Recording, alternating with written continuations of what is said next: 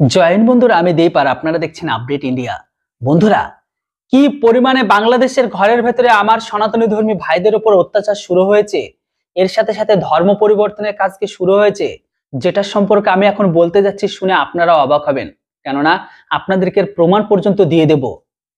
আমি আজ থেকে 2 সপ্তাহ আগে বলেছিলাম যে বাংলাদেশের ঘরের ভেতরে বর্তমান সময়ে কট্টরবাদী ইসলাম প্রোডাক্ট গ্রহণকারী, টেররিস্ট সমর্থনকারী, জঙ্গি উৎপাদনকারী অন্তর্বর্তী সরকার ডক্টর ইউনূস, উনার নির্দেশে কিন্তু সবকিছু হচ্ছে।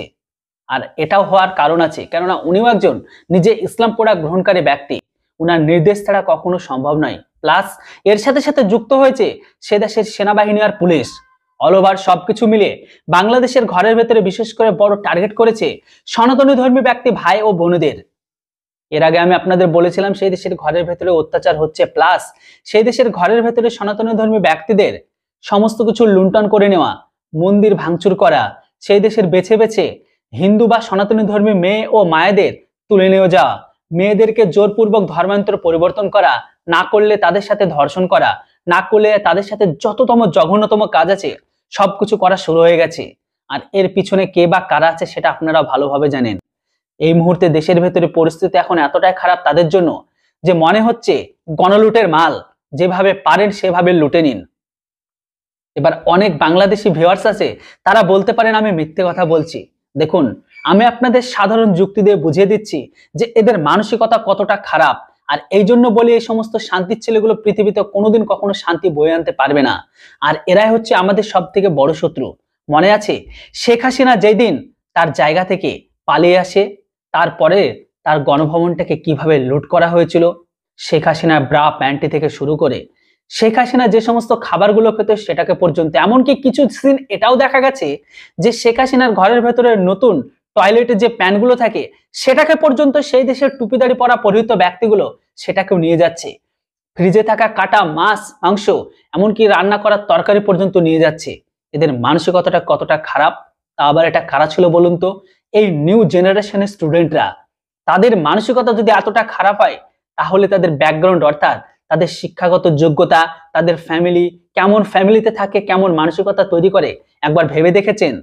আর এটা থেকে বোঝা যায় তারা যখন তাদের দেশেরই মালকে লুট করতে পারে গণলুটের মাল হিসাবে, তাহলে ভাবুন সেই দেশের ঘরের ভেতরে এখন সনাতনী ধর্মীরা, আমার বা ভাইরা সব থেকে বড় অসহায়, তাহলে কেন তাদেরকে লুট করবে না? এই জন্য আমি আপনাদের আবারও বলছি যে এই সমস্ত শান্তির ছেলেদের বা শান্তির বাচ্চাদের থেকে দূরে থাকুন। সময় এসেছে সমস্ত সনাতনী ধর্মী ভাইরা খাড়া হয়ে উঠে দাঁড়িয়ে এদেরকে এদের ভাষাতে জবাব দেওয়া। কেননা যেমনটা ওই দেশে করছে, আমার মনে হয় এদের সাথেও এমনটা করা উচিত।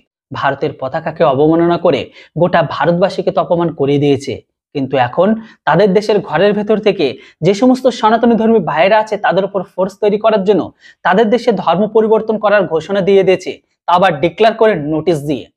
আপনারা স্ক্রিনে আপনারা এখন স্ক্রিনে যেটাকে দেখতে পাচ্ছেন, এটা হচ্ছে সেই ধর্ম পরিবর্তনের নোটিশ। দেখুন, বিশেষ বিজ্ঞপ্তি।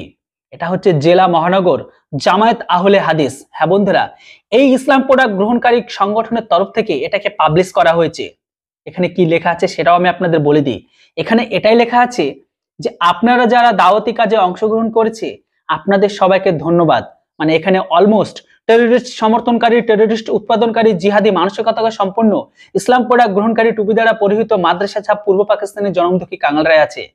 সেখানে এটাও লিখেছে যে আপনাদের উপর আল্লাহ তাআলার রহমত বা বর্ষিত হোক।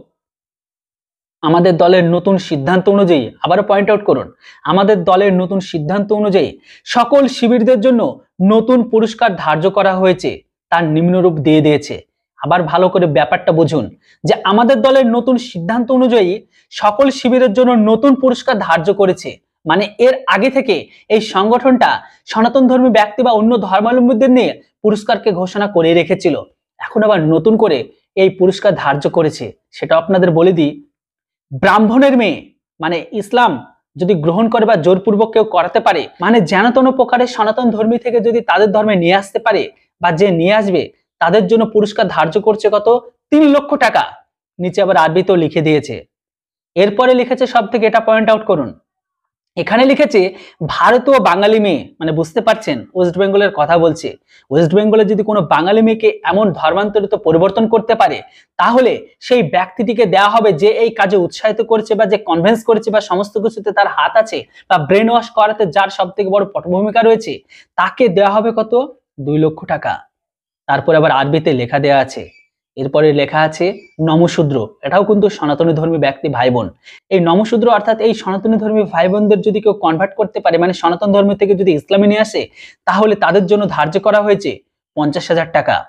আর যদি কেউ একটা পুরো পরিবারকে কনভিন্স করে যদি এই সনাতন ধর্ম থেকে ইসলামে নিয়ে আসতে পারে, তাহলে সেই ব্যক্তির জন্য ধার্য করা হয়েছে 5 লক্ষ টাকা।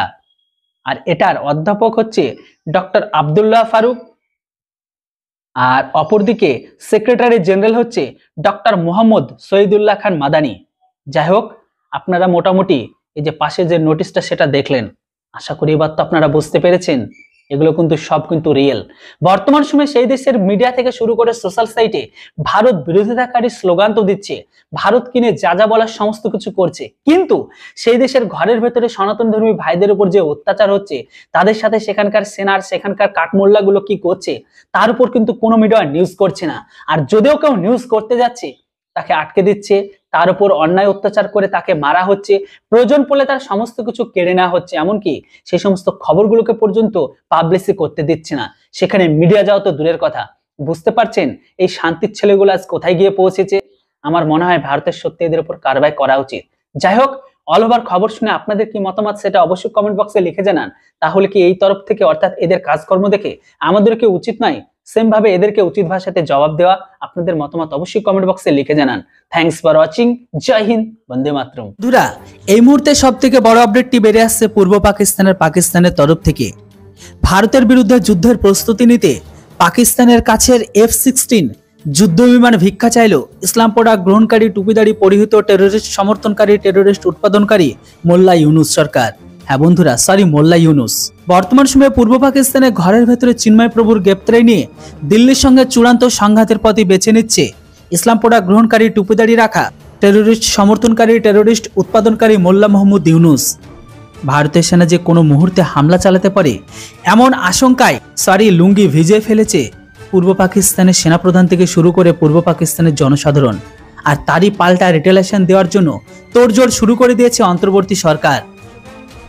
একদিকে যেমন চট্টগ্রাম ও যশোরে সেনানিবেশে সেনা সদস্যের লড়াইয়ের জন্য প্রস্তুত হওয়ার নির্দেশ দিয়েছেন সেখানকার সেনাপ্রধান ওয়াকুর উজ জামান, হয়তো তিনি হয়তো তার লুঙ্গি ভিজিয়ে ফেলেছে। তেমনি সমরাস্ত্রের ঘাটতি মেটাতে কোমর কষে ঝাঁপিয়ে পড়েছে তারা।